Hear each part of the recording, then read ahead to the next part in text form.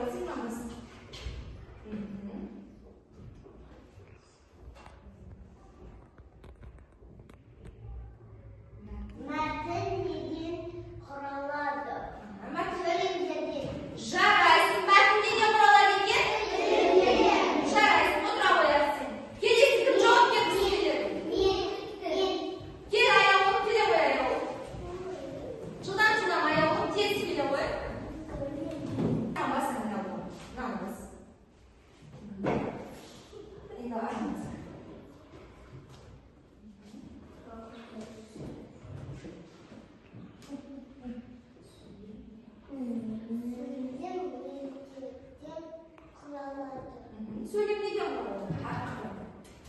Söyleyeyim. Dürüst айтасың, жарайсың сөйле. Сөздеріне құралға кеткен жарайсың, отыра қой. Тамаша. Ал балалар, енді мен сендерге жұмбақ жасатқым келіп тұр. Олай болса жұмбақтарды шешіп көрейік. Бірінші жұмбағымыз балалар. Өзі аппақ, дәмі тәтті. Таңнан кешке дейін жейміз бәріміз анық. Кәдімгі жауап бересің. Қандай? Жарайсың, әкелсек көрейікші. Тамаша.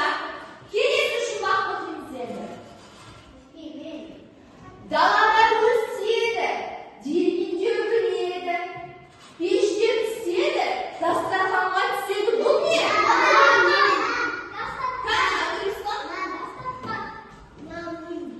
Нан екен, жарайсың, нан. Тексеріп көреміз. Дұрыс айтасыңдар, нан екен. Міне бүгінгі біздің тақырыбымыз нан қоқымын шашпаңдар. Және сөйлеммен танысатын боламыз. Бүгінгі сабағымыздың мақсаты балалар, айтылуы мен жазылуы бірдей сөздерді көшіріп жазу және есте сақтау. Есте сақтау арқылы жазу. Екіншіден балалар, сөйлемді бас әріптен бастап жазып, соңына тиісті тыныс белгісін қою. Олай болса балалар, біз бүгін нан қоқымын шашпаңдар деген өлеңмен танысатын боламыз. Ең алдымен балалар, біздің сендерге дайындаған бейнеролигіміз бар екен. Соны көріп алайықшы. Нан айдақты адал ас, кәрі жас оны аттамас. Ақ дастархан үстінде қол жумай оны ұстамас. Нан қоқымын шашпаңдар, жерде жатса батпаңдар. Тері балық қастерлер торғайларға аттаңдар. Ал балалар, біз бүгін осы нан қоқымын шашпаңдар деген өлеңмен танысады екенбіз.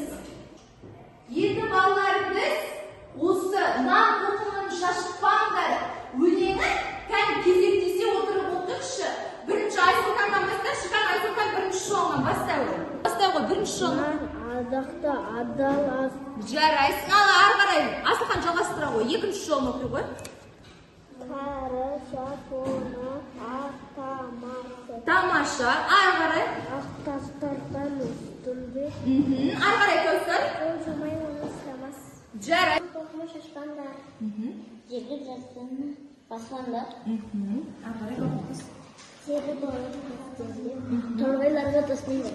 Жарайсыңдар балалар. Өлең не туралы екен? Кім айтып жатқан? Кім жауап береді? Айта оларыңызға. Нан туралы екен, жарайсыңдар балалар. Балалар, нанды неге жерге тастауға болмайды? Айта оларыңызға. Обал болады. Дұрыс айтасың. Айта оларыңызға. Дұрыс айтасың, жарайсың. Адалас. Еңбекпен жасалады екен, жарайсыңдар. Балалар, осы нан тоқымын шашпаңдар өлеңін балалар Өтебай Тұрманжанов жазған екен. Ол 1905 жылы дүниеге келді балалар. Оның көптеген балаларға арналған өлеңдері бар екен.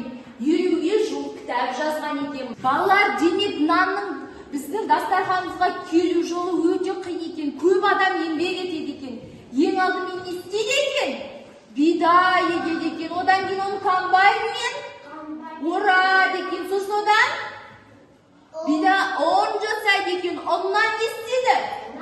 Қамыр жасайды. Қамырдан наубайханашы апайлар нан пісіреді екен. Демек оны нанның пайда болу жолы, жасалу жолы өте көп еңбекті қажет етеді екен.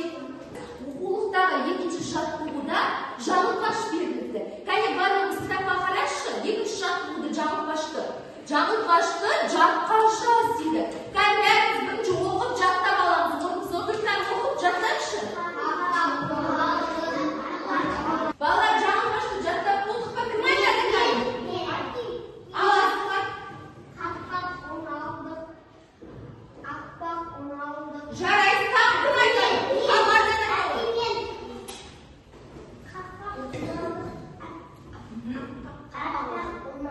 Жарайсың, тағы кім айтады? Ал Ибрахим айтады. Жарайсыңдар балалар, жаттаған екенсіздер. Олар болса балалар, дәптерімізді ашамыз. Бүгінгі күні жазайықшы, кәне бүгін наурыздың 10-ы. Сынып жұмыс ойнап жазамыз дәптер. Балалар, біз енді бәріміз жаңылтпашты жаттаған екенбіз. Олар болса кәне оқулықты жабайықшы. Кәне түгел оқулықты жабамыз, оқулықты жабамыз. Оқулықты, кітапты жабамыз. Кітапты жабамыз, айтыңдар. Ал енді балалар, осы жаңылтпашты біз жапқа жазамыз. Кәне жазып бастаймыз. Екінші жаттығу дейміз да, жаңылтпашты жапқа жазамыз.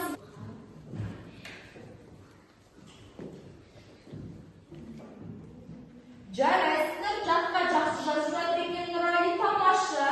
Кәне Алина сенші. Жарайсың, Алина. Тамаша. Ал балалар жаңылтпаш жазып жатқанда, Ислам, сен нан туралы мәтінді көшіріп жаза қой дәптерге, жарай ма? Ручкамызды аламыз. Нұрислам, жаңылтпаш жазып біттік па? Жарайсың, Ислам. Одан Ислам мына суретке қарап, мәтін құрап отыр, жарай ма? Қазір сенен сұрай тұрып аламын. Балалар, тағы кім жаңылтпашты жатқа жазып бітті? Бітті ме доқаттас? Олай болса доқаттас, мынаған қарап, мәтін құраймыз. Ал Ислам, мәтін құрап қойдық па? Кәне орнымыздан тұрауға мәтін құрап айтып тұршы. Атамдар даласынан қамыраймен келді, бидайларды еріп алды. Орып алды, я? Жарайсың. Келесі бізде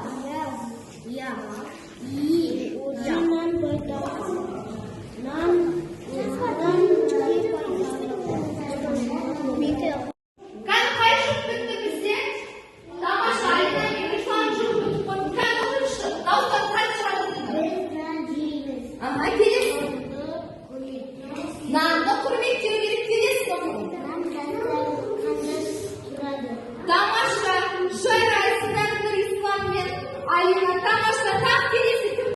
Endi biz o'quvdagi rebusni sheshib olaylik. Birinchi ne mınau? Tamam, mınau. Qiziqni to'rida aytamiz sizni. Qayerda? Жарайсыздар, мына айтып алады да, тағай екен, тамаша бала. Олар болса осы тағаны сөзіне байланысты топтық жұмыс орны. Қане, бірінші топтың оқушылары тағамның аттарын жазыңдаршы, тағам аттарын жазамыз. Екінші топ. Жұмысты аяқтап болсақ, әр топтан бірі ұшықсын. Бірінші топтан шылауай аяға шық мияқта. Қарағымдап шыға. Екінші топтан Мария шылауай. Қарағымдап шық. Үшінші топтан шығары, асыға шық. Кән қараңызға мияқа тұраңыз. Жылдан. Аянаттың тобынан бастар. Сендерге тағам түрлерін жазуға берілгенбіз. Аянат, ал оқу бәріні.